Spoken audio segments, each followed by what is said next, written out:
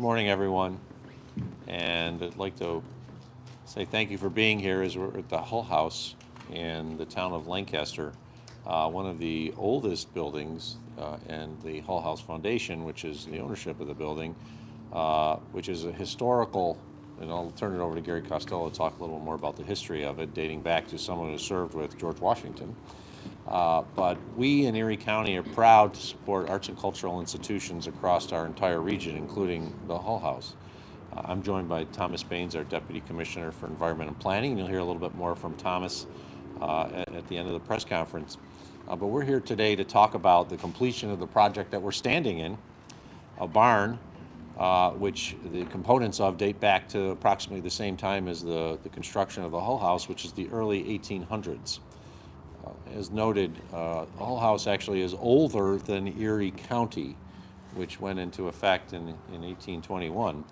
And this building was built prior to that. We in Erie County are proud to support the arts and cultural community, as well as in some ways the historical community.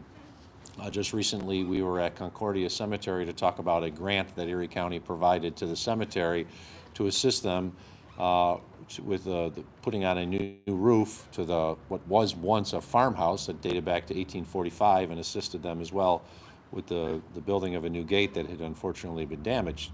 And Concordia is not really an arts institution and not really a cultural institution, but it's a historic institution. And the same thing in some ways with the Hull House. It's a historic institution that harkens back to a time in Erie County's past when it was the frontier. I used to refer to the Niagara frontier, and this was the Niagara frontier, where there was pretty much nothing here except forest. And hardy souls came here to make their lives. So I want to thank all the members of the Hull House Foundation and the Board of Trustees and the staff for their work in continuing to maintain this facility. Erie County proudly provided a $106,000 capital grant to assist with the purchase as well as construction of this barn, some of which I see there's scrapings there that probably go back many more hundreds of years, the etchings. This is just an example of how we invest in our community. We invest in our community in many different ways, including by supporting arts, cultural, and historical institutions. If we forget our past, then we become a weaker community as a result of it. We must remember our past, the difficulties that our forefathers and foremothers had in coming to this community, which was not as inviting as we'd like to think of it as today. It might have been as bad as someone going from an opposite team going to a Bills game and wearing their jerseys of the opposite team and being treated like we sometimes like to treat the fans from opposing teams. It was even worse, let's put it that way. But we're very proud to have supported this purchase as well as construction of this barn. While it may not have been native to the site, it is native to the time period, and it shows exactly what the family would have had here at the time they moved in the early 1800s. To talk a little bit more about Hull House, the history of it, as well as the importance of continuing that history, I'm introducing Gary Costello, the chairman of the Board of Trustees of Hull House Corporation. Thank you. Thank you very much. Thank you. Yes, my thanks also to all of you for being here today, coming out to the farm. Warren Hull was, of course, a veteran of the American Revolution, and he was one who fought beside General Washington for a time. So to me, that gets me revved up when I think I'm standing on property and working on property that a gentleman who was with General Washington. What more do you want than that?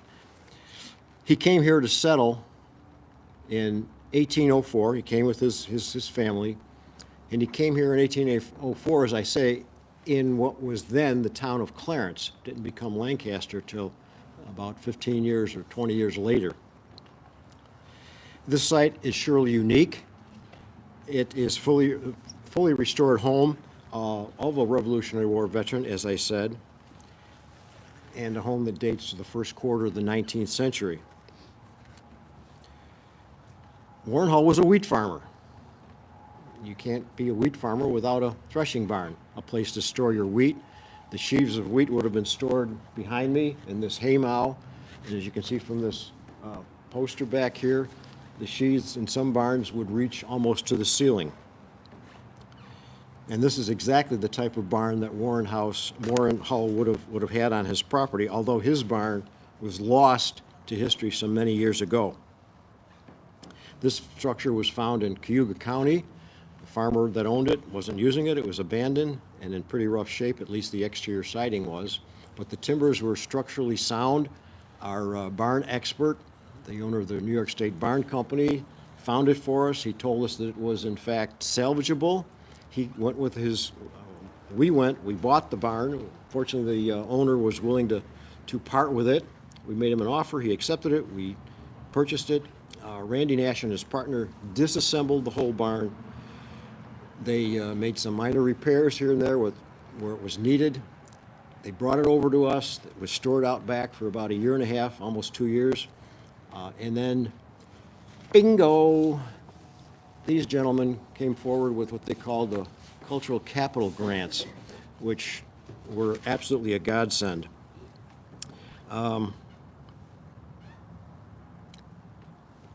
The addition of this barn adds significantly to our ability to interpret the early agricultural lifestyle that the Hulls were engaged in. We can interpret the many steps: sowing the wheat, harvesting the wheat, threshing the grain, storing the grain in the grain bin behind those folks over there, and then eventually hauling it to the mill to be ground into flour. Of course, we are immensely grateful to Erie County and the Cultural Capital Grant Program, without which we would have had a much, much more difficult time to make this project come to life. The Erie County Grant Program provided almost 70% of the funding needed to make this happen. We are especially thankful to the county executive for his foresight and understanding throughout his entire tenure as county executive of the importance of preserving and perpetuating our cultural and heritage assets. So we thank you for that very much. Understanding that these sorts of establishments add to a much more vibrant community for all of us. And I wish to thank County Legislator Todaro, who couldn't be here this morning. He has also been very supportive and very helpful with our efforts. So again, thank you all. Thank you, Erie County. Thank you, County Executive Poloncarz. And I'd like to call upon our treasurer, Mark Martin, who manages the monies. Without him, I would literally be dead in the water and the project would be languishing. Mark?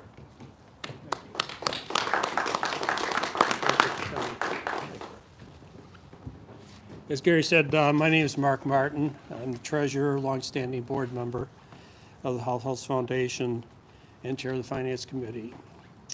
I'm also responsible for grant administration, and I want to take special effort to thank and recognize the leadership under Mr. Poloncarz.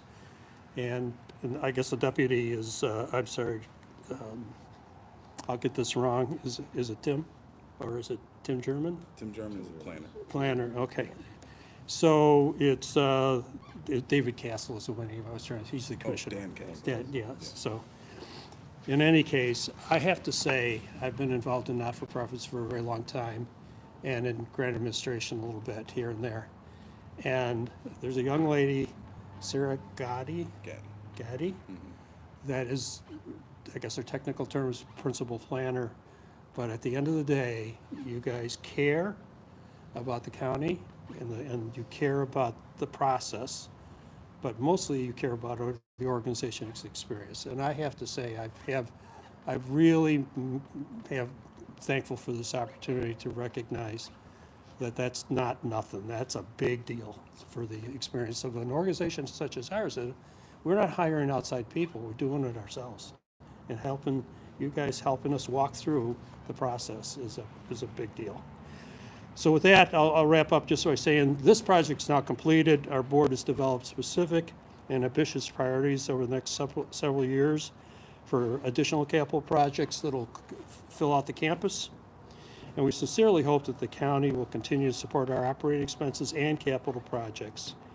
And we want to assure you that the return on your investment is high in restoring this important historic and educational cultural site for the benefit of all county residents and our tourism guests.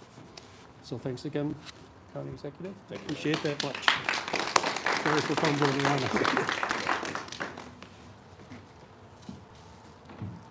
Thank you to Gary, Mark, and the entire team here at Hull House. This is a wonderful addition to the property, and it will be here for many, many, many years to come. The one nice thing about the quality of the construction from the 1800s is it lasts, and it'll probably outlast all of us. To talk a little bit more about the process and how we in Erie County government, through our Department of Environment and Planning, support arts and cultural and historical institutions is our Deputy Commissioner, Thomas Baines, who's responsible through his division with Tim, Sarah, and others that you mentioned to ensure that these projects not only can move forward but get done and that we can help support them in any way possible. So, Thomas?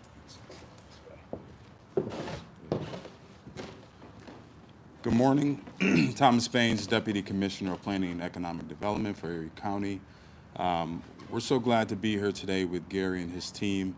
As mentioned, this is Cultural Capital Grant, but the Hull House Foundation also receives an operating grant to the tune of about $14,000 a year that also supports the efforts today.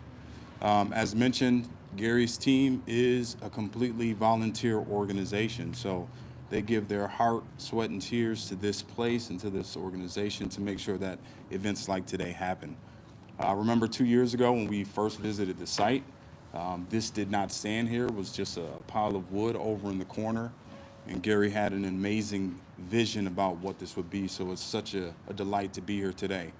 The other thing I'll mention is that was so important with this particular project is that they were so tenacious about who did the construction of this building so that it would be period appropriate.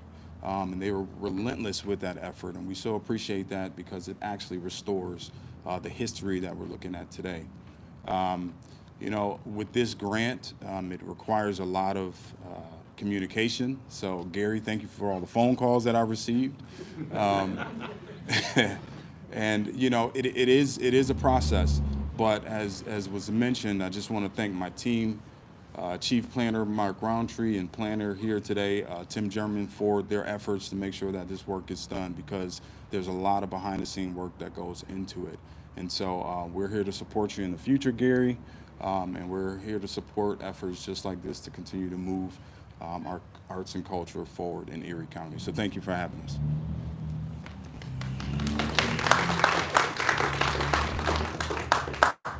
Thank you, Thomas.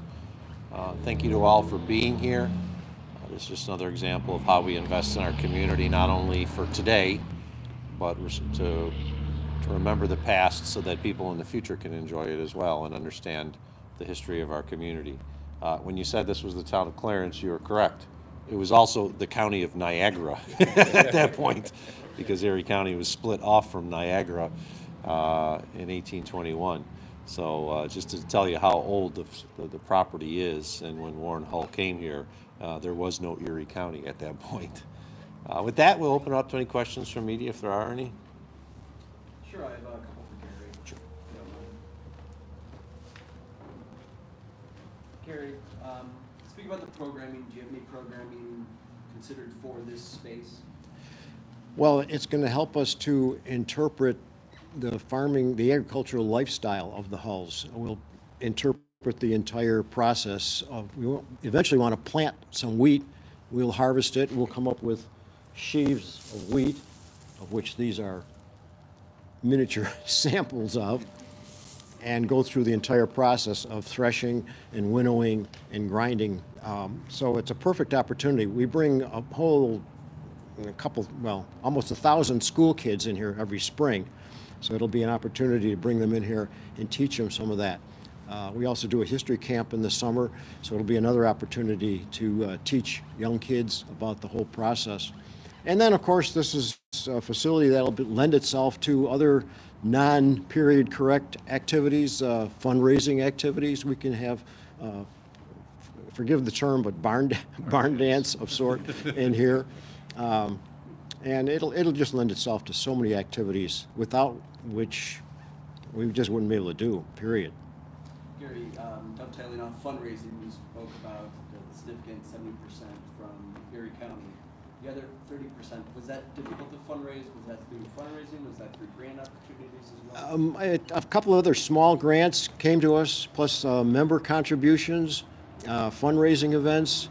We cobbled it all together. It's not an easy task, and like I say, if it wasn't for the county's cultural capital funding, I don't know how long it would have taken to get this accomplished.